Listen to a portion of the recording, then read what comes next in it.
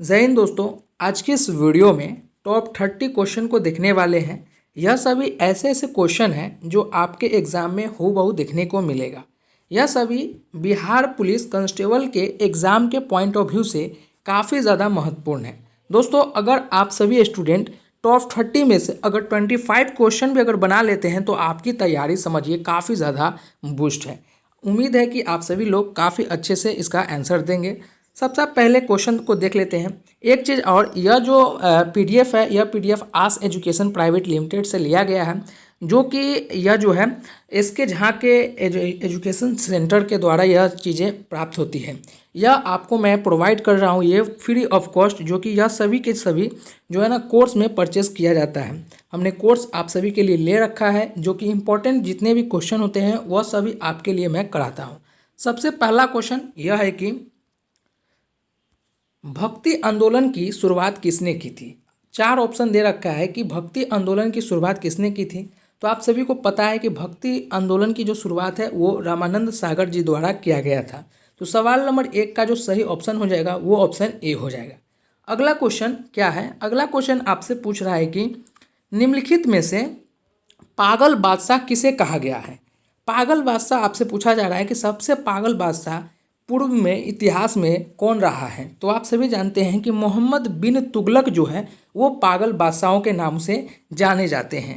अगला क्वेश्चन देख लेते हैं। अगला क्वेश्चन आप सभी से पूछ रहा है कि द्वितीय अंगल मैसूर युद्ध किस संधि के तहत समाप्त हुई थी। आप सभी जानते हैं कि द्वितीय अंगल मैसूर युद्ध जो है मंगलोर के तहत जो है वो समाप्त हुई थी। तो सवाल नंबर 3 का जो सही ऑप्शन हो जाएगा वो ऑप्शन बी हो जाएगा। अगला क्वेश्चन को देख लेते हैं। अगला क्वेश्चन आपसे क्या पूछ रहा है? सवाल नंबर 4 कि हिंद महासागर एवं लाल सागर किस संकीर्ण जल में मार्ग से जुड़ा हुआ है। सवाल नंबर 4 आपसे पूछ रहा है कि हिंद महासागर एवं लाल सागर किस संकीर्ण जल मार्ग से जुड़ा हुआ है। तो आप सभी जानते हैं कि हिंद महासागर एवं लाल महासागर जो है बेब अल मंदेब जो है ना संकीर्ण जल मार्ग से जुड़ा हुआ है। तो सवाल नंबर 3 का जो सही ऑप्शन हो जाएगा वो ऑप्शन सी हो जाएगा। अगला क्वेश्चन आपसे पूछा जा रहा है कि राष्ट्रपति का कौन सा पद का शपथ दिलाता है। राष्ट्रपति को कौन पद का शपथ दिलाता है। ये काफ़ी ज़्यादा महा वीवीआई है। दोस्तों, यह सभी क्वेश्चन तो वीवीआई है ही, लेकिन यह क्वेश्चन काफ़ी ज़्यादा महा वीवीआई है। इससे आप अपने एग्जाम के पॉइंट ऑफ व्यू से नोट जरूर कर लेंगे। राष्ट्रपति को कौन पद का शपथ दिलाता है? तो वो है भारत के मुख्य न्यायाधीश। सवाल नंबर 5 का जो सही ऑप्शन हो जाएगा ऑप्शन ए हो जाएगा। अगला क्वेश्चन देख लेते हैं। अगला क्वेश्चन आपसे क्या पूछ रहा है? सवाल नंबर 6 नए राज्य के गठन की क्षमता निहित होती है। नए राज्य की गठन की क्षमता किसके पास है? तो वो है संसद के पास। सवाल नंबर 6 का जो सही ऑप्शन हो जाएगा वो ऑप्शन बी हो जाएगा। अगला क्वेश्चन को देखते हैं। अगला क्वेश्चन आप सभी से यह पूछ रहा है। सवाल नंबर 7 इनमें कौन सा देश दक्षिण अमेरिका महाद्वीप में नहीं आता है। आपको बताना है कि दक्षिण अमेरिका जो है महाद्वीप में यह इसमें से कौन सा देश नहीं आता है। तो आप सभी जानते हैं कि नाइजीरिया जो है यह दक्षिण अमेरिका में नहीं होते हैं, दक्षिण अमेरिका महाद्वीप में नहीं, ये इसके न योग में नहीं है। चलिए अब अगला क्वेश्चन को देखते हैं। अगला क्वेश्चन आपसे क्या पूछ रहा है? रामकृष्ण मिशन की स्थापना किसने की थी। रामकृष्ण मिशन की जो है स्थापना किसने की थी आपको बताना है। तो रामकृष्ण मिशन की स्थापना जो है वो स्वामी विवेकानंद जी द्वारा किया गया था, रामकृष्ण मिशन की स्थापना। अगला क्वेश्चन यह है कि दलितों के लिए हरिजन शब्द का प्रयोग सर्वप्रथम किसने किया था। दोस्तों, ये भी जो क्वेश्चन है ये महा वीवीआई है, इसे भी आप पॉइंट कर लेंगे। दलितों के लिए हरिजन शब्द का प्रयोग जो है वो जो है महात्मा गांधी द्वारा किया गया था। महात्मा गांधी ने हरिजन शब्द का जो है इजाद किया था। चलिए अगला क्वेश्चन को देखते हैं। अगला क्वेश्चन ये है कि मकराना किस वस्तु के लिए प्रसिद्ध है। मकराना जो है वो किस वस्तु के लिए प्रसिद्ध है। तो आप सभी जानते हैं कि मकराना जो है संगमरमर की जो पत्थर होते हैं संगमरमर के लिए प्रसिद्ध है। अगला क्वेश्चन सवाल नंबर 11 बेला डीला किसके लिए प्रसिद्ध है। बेला डीला किसके लिए प्रसिद्ध है? तो बेला डीला जो है वो लौह अयस्क के लिए प्रसिद्ध है। तो सवाल नंबर 11 का जो है ऑप्शन बी हो जाएगा। सवाल नंबर 12 मानव अधिकार फिल्म महोत्सव का दूसरा संस्करण किस स्थान पर आयोजित हुआ है। मानव अधिकार फिल्म महोत्सव का दूसरा संस्करण किस स्थान पर आयोजित हुआ है?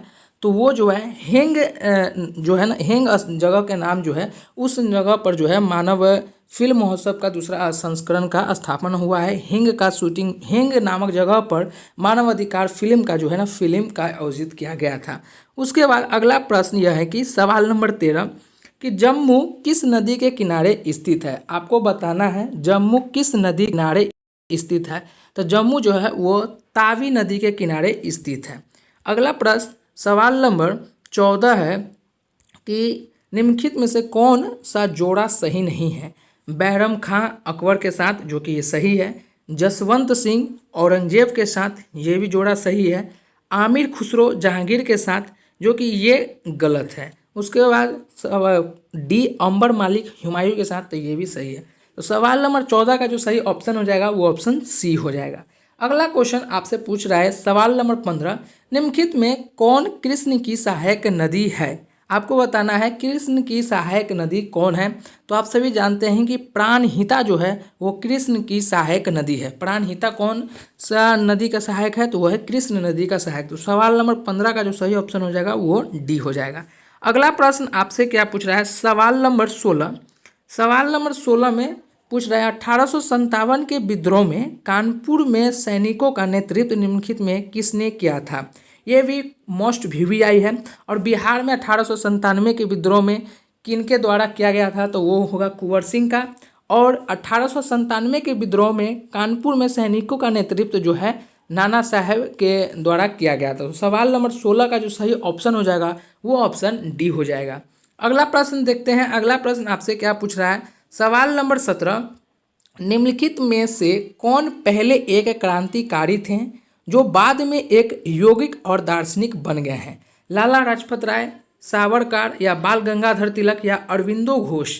दोस्तों अरविंदो घोष एक ऐसे क्रांतिकारी थे जो पहले जो है क्रांतिकारिक हुआ करते थे लेकिन बाद में जो है वो योगी के रूप धारण कर लिए थे। तो सवाल नंबर 17 का जो सही ऑप्शन हो जाएगा वो ऑप्शन डी हो जाएगा। चलिए अब अगला प्रश्न को देखते हैं। अगला प्रश्न आप सभी से क्या पूछ रहा है सवाल नंबर 18, किस वायसराय के काल में रॉयलेट कानून पारित हुआ था? रॉयलेट कानून पारित ये महावीवीआई है, इसे भी आप सभी नोट कर लेंगे। यह एग्जाम के पॉइंट ऑफ व्यू से काफ़ी ज़्यादा मोस्ट वीवीआई होने वाला है।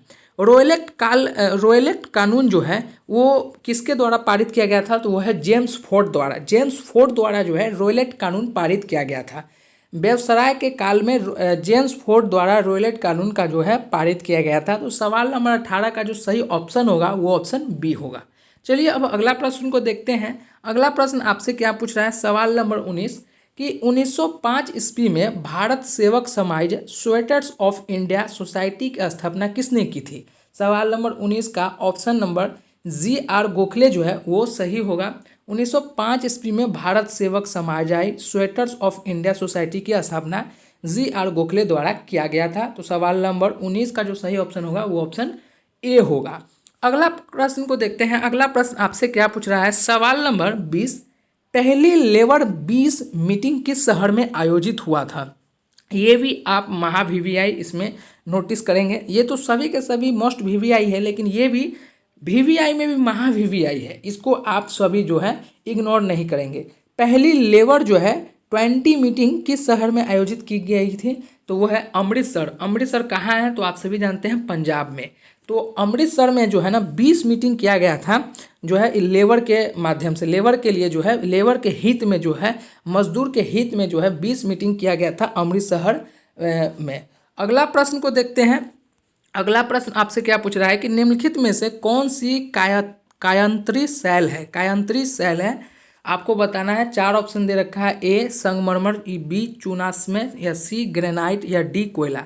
तो निम्नलिखित में से कौन सी कायांतरी शैल है? तो वो कायांतरी शैल जो है वो है संगमरमर। संगमरमर जो है यह कायांतरी शैल है। संगमरमर जो है इसमें का जो है लाइट कभी भी खत्म नहीं होता है, ये भी आप सभी याद रखेंगे। अगला प्रश्न है कि अंतर्राष्ट्रीय महिला दिवस 2023 की थीम क्या है? अंतर्राष्ट्रीय महिला दिवस 2023 की थीम क्या है? तो यह थीम जो है डिजिटल और लैंगिक समानता के लिए नवाचार और प्रौद्योगिक में रहना। मतलब जितने भी पुरुष लैंगिक का जितने भी निजात होते हैं, जितना आज़ादी है उतना जो है स्त्री का भी होना चाहिए। स्त्री और पुरुष में भेदभाव नहीं होना चाहिए और दोनों का इक्वलिटी होना चाहिए। यही इस बार का जो है थीम था। अंतर्राष्ट्रीय महिला दिवस 2023 के थीम में डिजिटल लैंगिक समानता के लिए नवाचार और प्रौद्योगिक था। तो सवाल नंबर 22 का जो सही ऑप्शन हो जाएगा वो ऑप्शन बी हो जाएगा। अगला प्रश्न सवाल नंबर 23 कि प्रवासी भारतीय सम्मेलन 2023 के शहर में संपन्न हुआ था। प्रवासी भारतीय सम्मेलन 2023 किस शहर में संपन्न हुआ था? यह सभी जो है करेंट अफेयर का क्वेश्चन है। इसे आप हर हाल में याद करेंगे, इसे आप इग्नोर नहीं करेंगे। Current affairs, polity, geography, economics सभी से निचोड़ कर यह 50 क्वेश्चन बनाया गया है, जिसमें से आपको अभी 27 क्वेश्चन को कराया जाएगा और जितना बचेगा क्वेश्चन वह सभी 23 जो क्वेश्चन बचेंगे वह सभी के सभी को आपको फिर नेक्स्ट वीडियो में आपको करा दिए जाएंगे। यहाँ पूछा जा रहा है आपसे, क्वेश्चन पूछा जा रहा है कि भारत में प्रवासीय का सम्मेलन किस शहर में हुआ था? तो आपको बताना है। सवाल नंबर जो है इसका डी हो जाएगा, इंदौर में। इंदौर में प्रवासी भारतीय सम्मेलन की संपन्न करवाया गया था। उसके बाद 2024 नहीं, 24 नंबर क्वेश्चन, भारत में पूंजी बाजार पर निगरानी करने वाली संस्था का क्या नाम है? भारत में पूंजी निवेश करना या पूंजी देकर आप छोड़ रहे हैं ये ट्रेडिंग ये सभी चीज़ों में, तो ये किसका निगरानी है? तो ये है सेबी का। सेबी का निगरानी है। तो सवाल नंबर 24 का जो सही ऑप्शन होगा ये ऑप्शन ए हो जाएगा। चलिए अब अगला प्रश्न को देखते हैं। अगला प्रश्न आप सभी से क्या पूछ रहा है? सवाल नंबर 25, निम्नांकित में कौन सा मूलभूत अधिकार नहीं है? निम्नांकित में कौन सा आपका मूलभूत जो है अधिकार नहीं है? तो आप सभी जानते हैं कि संपत्ति का जो अधिकार है वो मूलभूत अधिकार आपका नहीं है। समानता का अधिकार, शोषण के विरुद्ध अधिकार, धार्मिक स्वतंत्रता का अधिकार, यह सभी आपका मूलभूत अधिकार है। लेकिन समानता का अधिकार जो है, संपत्ति का अधिकार जो है वो आपका नहीं है मूलभूत।